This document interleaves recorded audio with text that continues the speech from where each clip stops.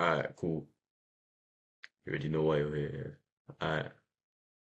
Methylamine reacts with bromoethane by nucleophilic substitution to produce a mixture of products here. Alright, safe, which is possible, non-possible product here. So obviously you can produce a primary, uh, gonna produce secondary here. Yeah, alright, safe. So listen here. A and B can be, D can be, yeah. The one that can't be is C, yeah, because we're adding another methyl group here. You can't add another methyl group. You only got one methyl group to start with here, and then you're gonna add ethanes here. So therefore, it can't be C in it, but it can be D. Yeah, that's just gonna be the like the iron salt thing, yeah, like the ammonium salt bullshit. Alright, cool. Question 2a, yeah. Give an equation for the preparation of 1,6 diaminohexane, yeah. So if you draw 1,6 diaminohexane, yeah, that's gonna be, I mean dibromo, yeah, that's gonna be Br. Hexane is CH2 6, and then Br, yeah. Alright, calm. With excess of ammonia, yeah, so plus NH3 gives you obviously that's gonna create a an amine, yeah, so diaminohexane, yeah, so it's gonna replace nucleophilic substitution, yeah, it's gonna replace Br and Br with thingy, bro. It's gonna replace them with NH3, yeah, NH2 actually in this case. So you're gonna get H2N CH2 6 NH2, yeah, because obviously one of the hydrogens on each one emits itself as well, yeah, and it gets carried away by the NH4, yeah. And obviously the NH4 has also been released here. That's what's happening there because the H attaches to NH3 on both sides, it becomes NH4, yeah. So you get the NH4 there. And obviously the NH4 is going to attach to the BRs that got released as well, which is BR here. Two BRs got released, so it's going to be 2 in front of that to balance it. 2 times N is 2. So we've got 2 nitrogens, another nitrogen has 4 nitrogens, so you need 4 nitrogens here, yeah. Alright, calm, that's fully balanced. So you've complete the mechanism for the reaction of ammonia with 6 bromo hexalamine to form whatever. Alright, safe. This is easy. Nucleophilic situation, bro. You got the lone pair there. Bang onto that, bro. Obviously, that then destroys itself, and then that's gonna turn into that's gonna then replace the Br because nucleophilic substitution. So you get that situation there. Safe. That lost the lone pair, bro. So therefore, it's gonna be positive. And then obviously you know what happens here, bro. One hydrogen needs to cut, so you get that there to reform that because it's positive, bro. So electrons move towards that, and now you're gonna get and now another NH3 comes. That's why it's excess, and that NH3 donates the lone pair there to take away the hydrogen because the hydrogen can't just fuck off by itself. It needs that to take it away with it. So therefore you get that, yeah, and that's the reaction mechanism done. Then it's asking for a structure of a cyclic secondary amine, yeah, that can be formed as a byproduct of this reaction here. Listen, bro, instead of this happening, yeah, this NH2 has two things there, so it could be NH3 there once that's formed, and you could have the NH2 here, which can also substitute, yeah, because it's got a lone pair, yeah, so it could substitute over here. You get so that could substitute there, and it could form like a cyclic compound, yeah. So you're gonna get rid of one H, yeah, naturally, yeah, as I said about earlier, and it's gonna substitute for Br, and you're gonna get rid of one H, like I said here.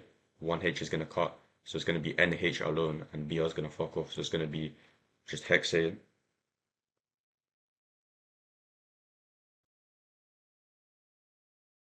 with NH. Yeah, that's the product that they're talking about here. Alright, safe. I should put it there, but yeah, man. Alright, cool. See, 1,6 di whatever can be made from two-stage synthesis starting from 1,4 di bromobutane. It's just the reaction. Okay, cool. So the two steps we're talking about here, yeah, is turning it into a nitrile, yeah, and then reducing it, yeah, using hydrogen and nickel, yeah. Alright, cool. So, what we're gonna do then, yeah, obviously, step one, yeah, you're gonna need to produce this nitrile, yeah. To produce a nitrile, you're gonna need Cn in it, because that's gonna be a strong positive, yeah, strong negative, I mean, yeah. So Cn is gonna need to be used there. So, only two things, bro, in A-level chemistry that have Cn. That's just gonna be KCn. That's the most common one, bro. So just KCn there, yeah.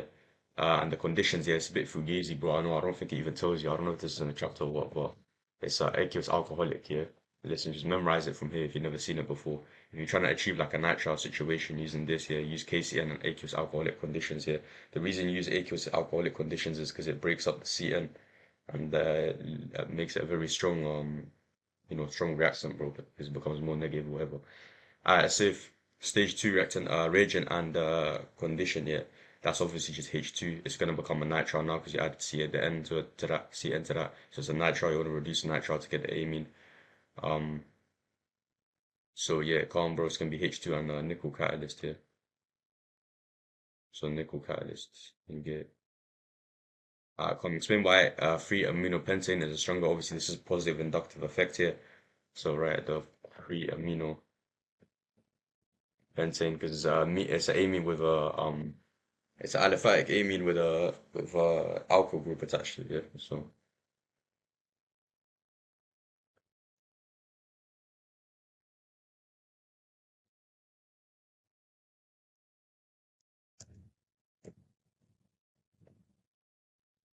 So the lone pair on the nitrogen here is more available.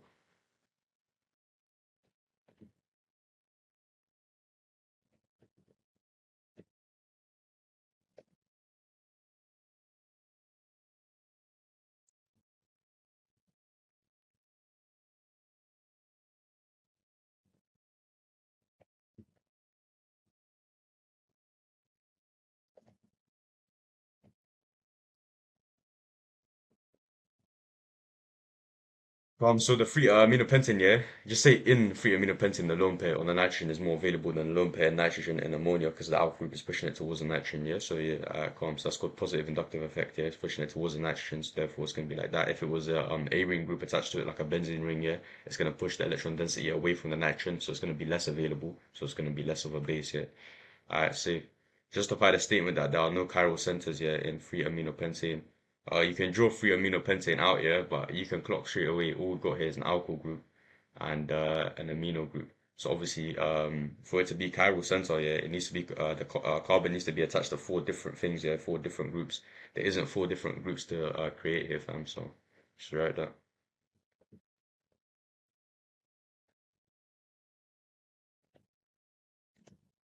It's kind of a cheat mark anyway, bro. You don't even need to like write it yet. If it says already in the question that there are no chiral centers here, then you just write no carbon has four different groups. That's the definition of chiral center. So you're just explaining why it has none, even if you don't know what it looks like, yeah. So if methylamine reacts with bromoethane by substitution to produce a produce a mixture of products here. I don't know why I start tweeting like that, bro. Calm. Which compound is not a possible product of this reaction? Yeah. This is the same as question one, bro. Again, we're starting with methyl, yeah. So you only got one methyl, and then we're adding ethane to that. So therefore, how the fuck did we get two methyls, bro? Yeah. Does someone want to explain that to me? Yeah. So obviously it's D. Yeah, that cannot be produced. Safe. Cool. Question four, yeah. The infrared spectra A, B, and C are those of primary amine, and tertiary amine and a nitrile, yeah, but not necessarily in that order. Alright, safe. So let's look at A, yeah. A's got a peak here. That's between 2000, like 200 and something in it. So that's obviously going to be the nitrile, yeah. That's going to be nitrile there because none of the other ones have that peak there, and that's the only peak that's in the nitrile range, and one of them has to be a nitrile. So therefore, A is the nitrile. So I can put A there. Alright, safe. Let's look at B. So either B or C is a tertiary and primary amine. Yeah, for a tertiary amine, what we saying? The tertiary amine. Yeah, all the groups have been replaced by an R group here. So therefore, there's no NH group here. So there's no NH bond like that here because we've got bare R groups. You get me?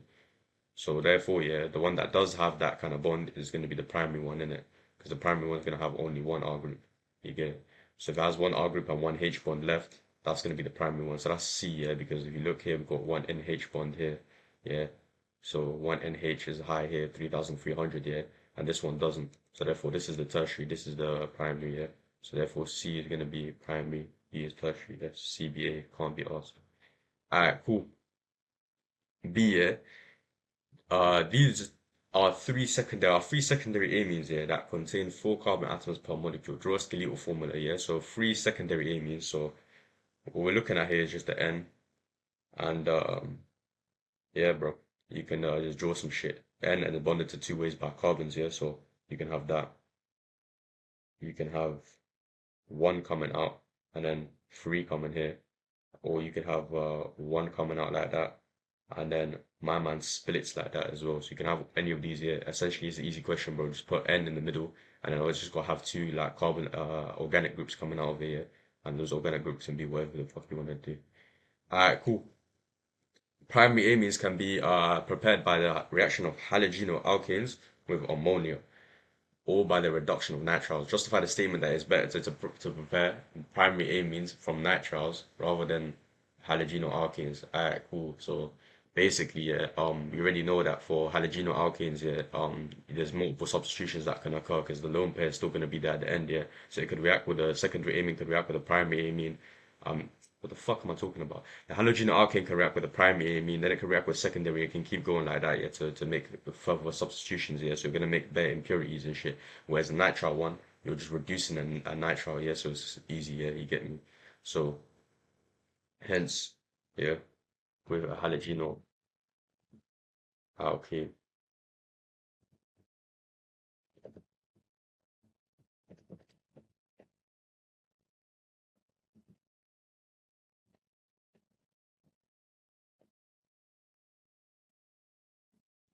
There are no further reactions, yeah. Alright, safe. Do you draw the structure of a primary amine with full complex economics? So if you want to form a amine from a nitrile, yeah, that nitrile would have to have that CN bond, yeah. So it has to have CN bond.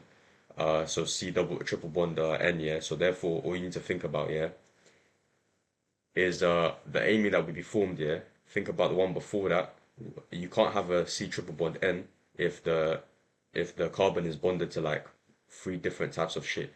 So hence the amine that would be produced here is CH3, CH3. So just draw the central carbon atom, yeah, and then see, and then just everything around it. So no hydrogens, yeah, just CH3, CH3, CH3, and then NH2, yeah, because it's amine, yeah. So therefore, this is an amine that could not be produced from a nitrile, yeah, because if this was produced from a nitrile, that nitrile, it would have to be CN here, yeah, and that CN, you can't have triple bond N when you're surrounded by three other carbon atoms, yeah. Alright, calm. Alright, cool. It's a bit of a fugazi question though, isn't it? It's not that easy to clock. Alright, cool. A student dissolves a few drops of propylamine in 1 centimeter cubed of water, yeah, in a test tube. Given the equation for the reaction that occurs, describe what is observed by the universal indicator. Alright, safe. So what you're doing here is you're just putting some amine inside the water. So this is propylamine. So yeah, fuck, I'm gonna do it below it because there's no space. So here, CH3, CH2, CH2. NH2. You're reacting that with water. Obviously, that NH2 has a lone pair of electrons because it's amine, so therefore it's going to react with water. It's going to act as a weak base. It's going to accept the hydrogen from water, yeah. So standard, bro, standard shit that we've seen so far. So that's gonna, because a weak base is gonna be a half arrow here. I don't think it matters if you put half arrow or not, but it's obvious, bro. Yeah, it's just like it's just all in it when you can do shit like that. I know that sounded cringe as fuck, but you get what I'm saying. Like the examiner, like he just rates you when you're like, you know what I'm saying, when you can do shit like that. You get me? Yeah. And then yeah, that obviously becomes positive, yeah, because you're attracting the H plus. The lone pair got lost as H plus here, and then plus or H minus here. What dissociates here? What is acting as an acid? Alright, calm. So that's the situation there. The observation that's made from that is universal indicator. It's gonna be a weak base here, so therefore it's gonna turn it blue in it. Yeah, not purple because it's not a strong base. It's a weak base, so it's gonna turn blue. Yeah. Alright, calm. Phenylamine can be prepared by a process involving reduction of nitrobenzene using tin and excess HCl. Give an equation of the reduction of nitrobenzene to form phenylamine. Bro, this is an easy equation. Literally, if you look at the previous one with the content video, I wrote this like 5 times. Here's the nitrobenzene. That's that. And then plus, they want you to represent it as a H here. So the actual equation is nitrobenzene plus 3H2 gives phenylamine plus 2H2O, yeah. But instead of 3H2 here, we got to write 6 reducing agent, yeah. And reducing agent counts as like one hydrogen. So this would be the same as writing 3H2. You get me? And that's gonna produce C6H5NH2 plus 2H2O, yeah. Alright, calm. That's just logical, and it's also comes from the equation. You just need to memorize it. Explanation, yeah. Explanation of what, bro? What are you asking me for here? Explain why an aqueous solution is obtained in this reaction, even though phenylamine is insoluble. Yeah. Uh, well, the phenylamine, yeah, really and truly, this phenylamine can then attach another hydrogen, yeah. And when it attaches with that hydrogen, it's gonna form like an ion complex situation. It's gonna form C6H5 NH3 because you're mixing HCl into here. So therefore, it's excess of HCl here, which means that H is going to react with that. This can act as a weak base again. It's going to add this. It's going to become positive, and then Cl negative. So now you've got a little like complex polar ion kind of thing. Yeah, Cl coming from hydrochloric acid. Yeah, and so therefore, what I can say is that this is present and it is soluble. So that's why its aqueous solution is formed of this shit. Alright, cool. Question 5 here. Aqueous solutions of ammonia, ethyl, whatever, yeah, calm, alright, bro. Because of positive inductive effect, yeah, ethylamine is the most because you've got an alkyl group, so it's pushing it towards nitrogen, so it's the most basic. Ammonia is in the middle, and then phenylamine is the least one because it's attracting the electron density, yeah. Alright, calm, that's question 5. Alright, so if this question is about three amines, yeah, E, F, and G. Amines, E, F, and G, yeah, are weak bases. Explain the difference in base strength here. So obviously you got so first of all, yeah, you got to state the strength here will depend.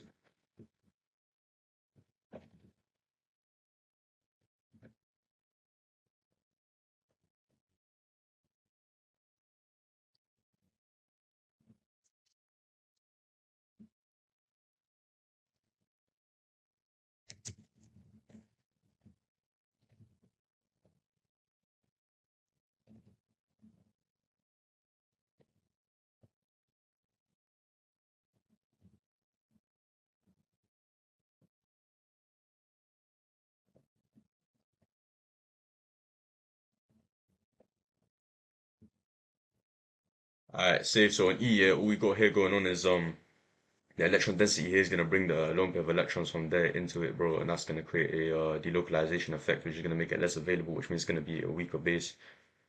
Then we got F and G.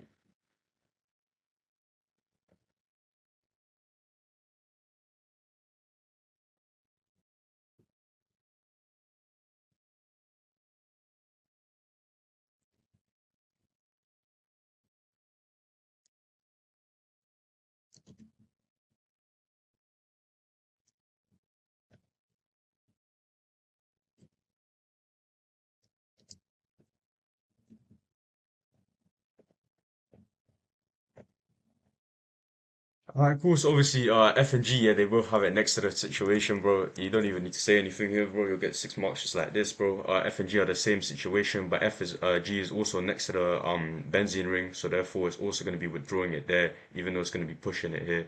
You get me? So therefore it's going to be less than this one. This one is just pushing it. You get me? Because that's too far, fam. So therefore F is going to be more basic than G. It's going to be more available than G, and G is still more available than E though, because I still at least got this alkyl group that's pushing on it here. That's all you gotta say here, bro. 6 marks straight like that. You get me?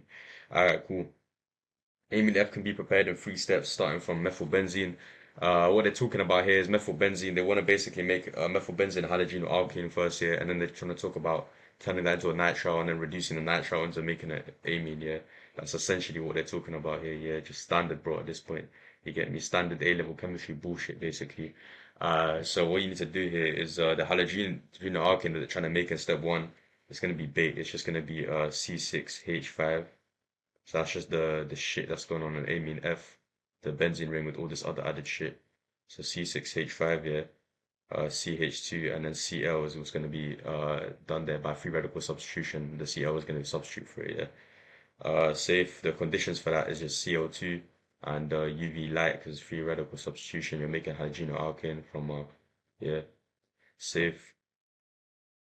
Um, So just the structure of two intermediate compounds for say if that's one in intermediate, yeah. Step two, you're gonna be making C6H5, CH2, and then Cl is gonna replace with Cn here to make that nitrile there. For the nitrile in step two, to produce a nitrile from that, you're gonna need again KCN as I mentioned earlier. you're gonna need KCN, and you're gonna need alcoholic aqueous conditions, yeah. That's also standard, bro. You just need to memorize it. Just see it from questions. Now you know, bro. Yeah, you're trying to get from halogen alkane to here to nitrile. You do that, yeah. And the third step is now obviously reduction of nitrile. Reduction of nitrile is going to give you the amine, so you don't really have to write anything. That's going to be done through H2 gas, obviously, and nickel catalyst here, as we discussed at times, yeah. And that's all they're looking for here. That's the 5 marks. Alright, so if question 7, which compound strongest base, bro? Straight away, methylamine. Methylamine obviously has you know, it has a thingy in it, bro. It has the alkyl group, so therefore it's going to be pushing onto the ammonia, just normal ammonium chloride. Just yeah, you get it's already got the chloride attached. Like what's going to go on there, bro? And then phenylamine is obviously yeah, bro. You get phenylamine is the worst one, bro, because attracting it to the electron density. So the alkyl group one is going to be the best methylamine, yeah. Alright, safe. Question 8, what type of reaction is used to convert that into a cationic sulfur? Okay, so bro, this is just easy. You got a tertiary amine, yeah? Primary amine to secondary amine to tertiary amine to quaternary amine, which is essentially what this is, a quaternary salt, yeah? It's all done by nucleophilic substitution, yeah? So therefore it's D. Yeah, it's just standard nucleophilic substitution each time, and you get to the final form, yeah? That's it. Alright, cool, that's the end.